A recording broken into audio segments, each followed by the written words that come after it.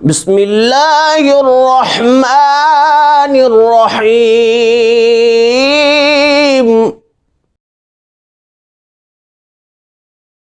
بسم اللہ والصلاۃ والسلام علی رسول اللہ وعلی آلہ واصحابہ اجمعین.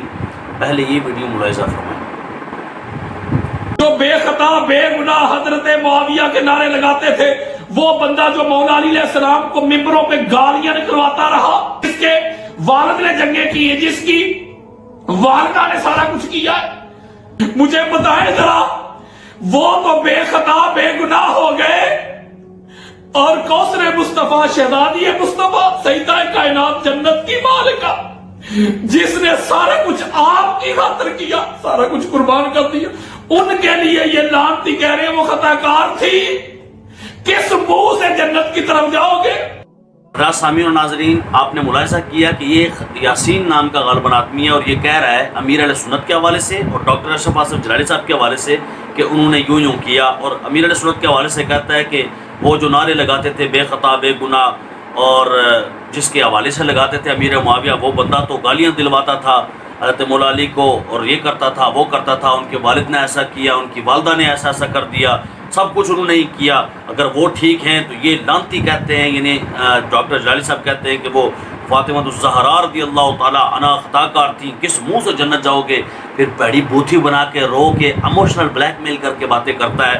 میں اس میں چند باتیں کروں گا. دیکھیں، جو امیر علیہ سنت نے بات کی تھی نا اس وقت، بے خطا و بے ریا معاویہ، تو اس وقت بھی میں نے کہا تھا کہ جب اتنا بڑا بندہ بات کر رہا ہے تو تم سوچو تو صحیح نا، کہ اتنا بڑا آدمی جب بے خطا کہہ رہا ہے تو اس سے مراد خطائے معصیت ہوگی، یعنی معصیت والی گناہ والی خطا ان سے نہیں ہوئی ہے. تو کون سی خطا ہوئی؟ خطائے اجتہادی ہوئی ہے. تو یہاں بھی جب ڈاکٹر جلالی صاحب بات کر رہے ہیں تو اتنا بڑا آدمی جب بات کر رہا ہے، یہ چوہے آ کے بات کر رہے ہیں جن کی حیثیت علمی اعتبار سے کوئی نہیں ہے، وہ ان کی جوتوں کی خاک کے برابر بھی علمی طور پہ ہو ہی نہیں سکتے، وہ باتیں کر رہے ہیں بلوں سے. کوئی عالم آدمی بات کرے تو کوئی اعتراض نہیں ہے، ٹھیک ہے، وہ کوئی اعتراض کر بھی سکتا ہے، کیونکہ ڈاکٹر جلالی صاحب ہوں کوئی بھی ہوں، ان سے اگر آپ گفتگو کرتے ہیں اچھے انداز میں کہ جی یہ لفظ خطا کے ساتھ اگر آپ اجتہادی بھی لگا دیتے تو بہتر تھا وغیرہ وغیرہ، یا آپ کی مراد کیا ہے، کوئی ایک لہجہ ہوتا ہے، بکواسات کرنا اور گالیاں دینا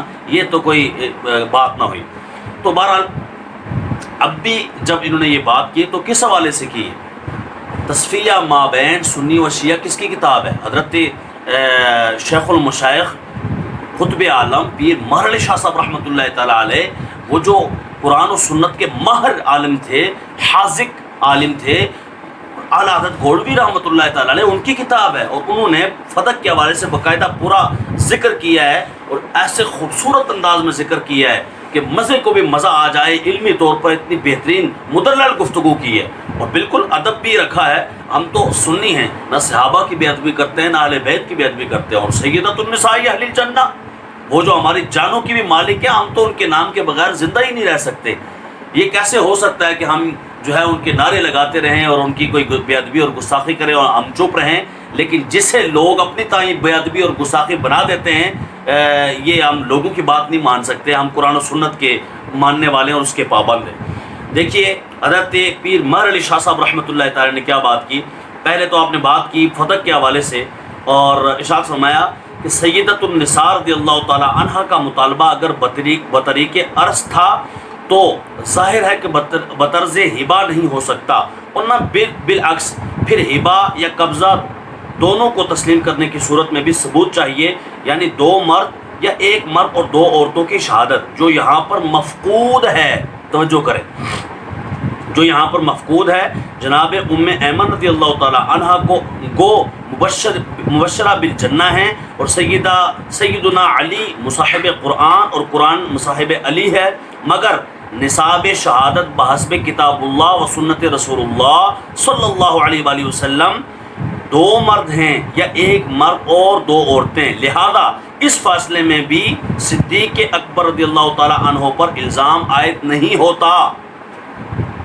یہ کون کہہ رہا ہے؟ پیر مہر علی شاہ صاحب رحمۃ اللہ تعالی، جو علی کا چاند ہے، وہ یہ کہہ رہے ہیں. یہ چھوٹے چھوٹے بات کریں گے پیر مہر علی شاہ صاحب رحمۃ اللہ تعالی کے سامنے، وہ شیعوں کو جواب دے رہے ہیں. وہ شیعوں، تمہاری یہ بات بالکل درست نہیں ہو سکتی جو تم کرتے ہو.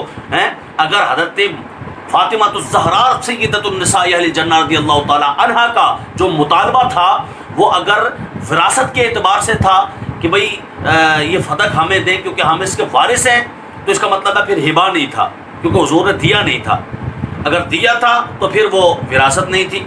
ये बात करते हुए आगे आप फरमाते हैं कि फिर अगर हिबा और कब्ज़ा दोनों को तस्लीम कर दिया जाए, सबूत चाहिए दो मर्दों का या एक मर्द दो औरत हों कि हिबा किया गया था हज़रत फातिमा ज़हरा को, हुजूर ने फरमाया था कि ये फदक तुम्हारा है, या अहले बैत में से किसी को फरमाया था ये तुम्हारा है, तो ये सबूत चाहिए। सबूत किधर है? पीर मेरे शाह फरमाते हैं कि इसका सबूत नहीं है, ये मफकूद है, ये चीज़ सबूत आई नहीं है।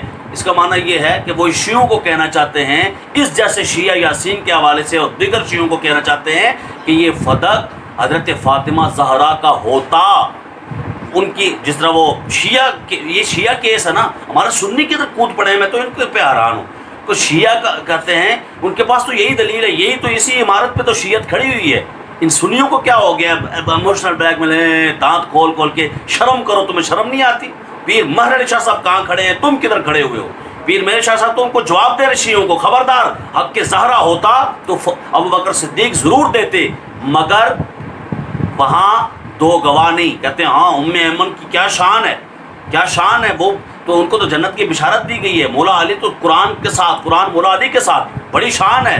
लेकिन फरमाया जहाँ तक बात फदक की है तो वहाँ गवाही चलेगी। कुरान और सुन्नत कहती है कि जनाब गवाह होगा तो तब बात तस्लीम होगी, और यहाँ मफकूद है, यहाँ गवाह नहीं मिले। इस हवाले से यानी मिर्ज़ा मोहम्मद अली जेलवी जैसे जो बकवासात करते हैं ना कि बाबू ने कुरान सुन्नत नहीं पढ़ा हुआ या कुरान सुन्नत की बात नहीं करते, वो देखो पीर महर अली शाह साहब कुरान सुन्नत की बात कर रहे हैं और जवाब दे रहे शियों को कि कुरान और सुन्नत कहता है कि दो गवाह मर्द होने चाहिए या एक मर्द और दो औरतें होनी चाहिए, और इस मामले में मौजूद नहीं है। फिर आगे चलकर आपने फरमाया बहुत सारी बातें, इनमें से मैं दो तीन बात करता हूँ। कहते हैं इस मौजू पर एक और दलील जो फरीक मुखालिफ की तरफ से दी जाती है वो ये है कि अल्लाह ताला ने बमौजिब आयत तत्हीर अहले बैत अलैहिम रिज़वान को पाक गर्दाना है, लिहाजा सय्यदतुन निसा रज़ियल्लाहु ताला अन्हा फदक का दावा करते हुए किसी नाजायज़ अमर की मुर्तकिब नहीं हो सकती। ये देखिएगा, तवज्जो कीजिएगा। तो इसका कहते हैं कि इस दलील का तफसीरी जवाब आगे चलकर आयत तत्हीर की फसल में दिया जाएगा। यहाँ इतना कह देना काफ़ी है, यानी यहाँ पे यही दलील काफ़ी है। कौन सी? कि आयत तत्हीर का मतलब हरगिज़ ये नहीं कि ये पाक गुरो मासूम हैं और उनसे किसी किस्म की भी ख़ता का सरजद होना नामुमकिन है। ये मतलब नहीं है कि ख़ता उनसे सरजद नहीं हो सकती। ये कौन कह रहा है? पीर मेहर अली शाह साहब। फरमाया इसका मतलब ये है कि अगर बमक़्तज़ाए बशरियत उनसे कोई ख़ता सरजद भी हो, ख़ता सरजद भी हो, ये सैयदा फातिमा ज़हरा रज़ियल्लाहु ताला अन्हा के हवाले से ही बात हो रही है। तुम्हारी अकल किधर चढ़ने जाती है कि अगर उनसे कोई ख़ता सरजद भी हो तो वो अफ़्व तत्हीर इलाही में दाखिल होगी। फरमाते हैं कि ऐसा मतलब नहीं है इस आयत का कि शियो तुम ये कहो कि अहले बैत के लिए इन्नमा युरिदुल्लाहु लियुज़हिबा अन्कुम अर्रिज्स अहलल बैत व युतहिरकुम तत्हीरा, ये आयत आ गई है पाक है तो फरमाया मासूम है, मासूम नहीं है। इसका माना क्या है कि ख़ता अगर सरजद हो भी जाए तो अल्लाह उस पर ठहरने नहीं देता, पाकी होती है, पाकीज़गी नसीब होती है, मुआफ़ फरमाने वाला होता है अल्लाह ताला। और फिर आगे चलें, आगे चलकर फैसला कुन इबारत है। आपने फरमाया देखो खुलफाए सलासा के अलावा अहले बैत पाक अलैहिमुर रिदवान ने भी बाग़ फदक के गैर मोरिस होने को अपने अमल से साबित कर दिखाया। यानी कि अहले बैत खुलफाए सलासा सारे अपने अमल से उन्होंने बताया। हज़रत फातिमा ज़हरा रज़ियल्लाहु ताला अन्हा ने भी अपने अमल से बताया, वो खामोश हो गई और उसके बाद आपने फदक का बिल्कुल मुतालबा नहीं किया और हज़रत फातिमा ज़हरा रज़ियल्लाहु ताला अन्हा अबू बकर सिद्दीक़ रज़ियल्लाहु ताला अन्हु से राज़ी खुशी फिर इस दुनिया से गई और बाद में जनाज़ा भी हज़रत सिद्दीक़ अकबर रज़ियल्लाहु ताला अन्हु ने पढ़ाया हज़रत मौला अली के इसरार पर और कहने पर। और फिर यानी गैर मोरस होने को अपने अमल से साबित किया कि ये विरासत नहीं होती, क्योंकि हुजूर का इरशाद भी है जो कि पीर मेहर शाह साहब ने यहाँ जिक्र किया है कि अम्बिया की विरासत नहीं होती, यानी इल्म होती है, ये ज़मीन अम्बिया की विरासत नहीं होती। अल्लाह करीम हमें समझने की तौफीक दे, अहले बैत इकराम से मोहब्बत की तौफीक दे। और अगर ये बात इस तरह ना की जाए, आप बताएं कि शीयत तो खड़ी इस मामले पर है, ऐसी ही चंद बातों पर है, تو اگر ان کا جواب ہم نہیں دیں گے اور اس طرح کی ایموشنل بلیک میل کریں گے، آپ بتائیں پھر اس میں پیر میرے شاہ صاحب رحمۃ اللہ تعالیٰ علیہ نے جو بات کی ہے تو آپ اس کو آن نہیں کرتے کہ صدیق اکبر پر الزام عائد نہیں ہوتا، پھر کہاں ہوتا ہے، کیا ہوتا ہے؟ تو ہم تو کسی پر الزام نہیں لگا رہے ہیں، لہذا یہ بات کہنا تو ضروری ہے کہ حضرت فاطمہ الزہرا رضی اللہ تعالیٰ عنہا کا حق بنتا تو ضرور ملتا، لیکن وہ وقت ناراضگی تھی، بعد میں راضی نامہ ہو گیا۔ ہم تو قدر کرتے ہیں اور یقیناً قدر والے جانتے ہیں قدر و شان اہل بیت، اور لعنت اللہ علیکم دشمنان اہل بیت۔ السلام علیکم ورحمۃ اللہ وبرکاتہ۔